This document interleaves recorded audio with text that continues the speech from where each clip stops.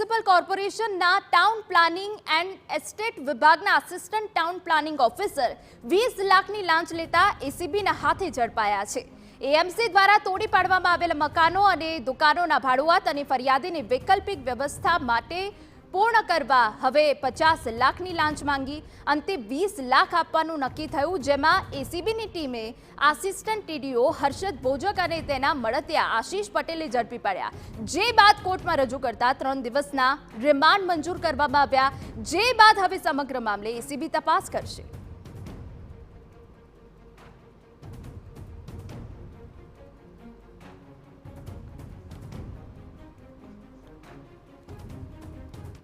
તો મામલો શું હતો, કયા મુદ્દાઓને લઈને તેને 50 લાખની લાંચ માંગી હતી?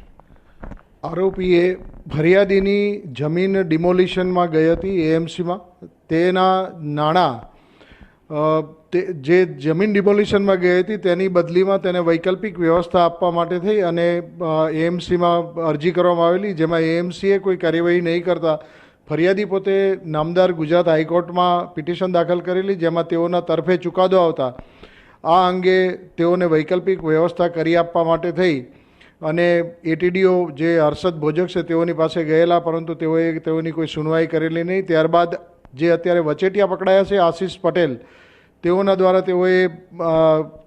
તેઓનું સંકલન કરેલું, જેમાં હર્ષદ ભોજકે અગાઉ રૂપિયા 50 લાખ માંગેલા, પરંતુ 20 લાખ રૂપિયાનું નક્કી થયેલું અને એ લાંચ લેતા હર્ષદ ભોજક અને આશીષ પટેલ બંને પકડાઈ ગયા છે અને હર્ષદ ભોજકના ઘરેથી રૂપિયા 77 લાખની રોકડ રકમ તથા સોનાના બિસ્કિટ કબજે કરવામાં આવેલા છે।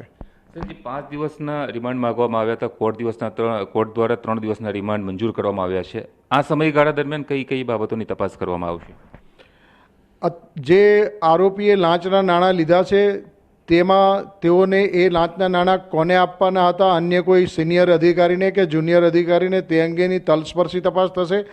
આ ઉપરાંત તેઓના ઘરેથી જે માતબર રકમ રોકડ મળી આવી છે તે અંગે પણ તપાસ થશે કે આ નાણાં તેઓએ કોની પાસેથી અને આ પ્રકારના અન્ય કેટલા કેસોમાં તેઓએ લાંચ લીધી છે તે સંદર્ભે પણ તપાસ થશે અને તેઓએ અગાઉ જે ફાઇલો ક્લિયર કરી હશે તેને પણ ધ્યાને લઈ અને આ અંગે પણ તલસ્પર્શી તપાસ કરવામાં આવશે।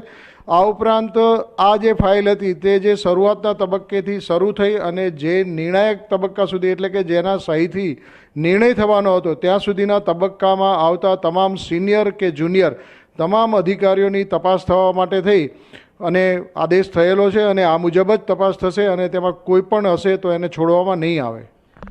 જે ગઈકાલે તેઓના ઘરે સર્ચ દરમિયાન 73 લાખ રોકડા અને 4.5 લાખનું જે બિસ્કિટ મળી આવ્યું છે તે કોનું છે, તે અંગે શું કહેશે અને આ મામલે આગળ એસીબી શું કાર્યવાહી કરશે?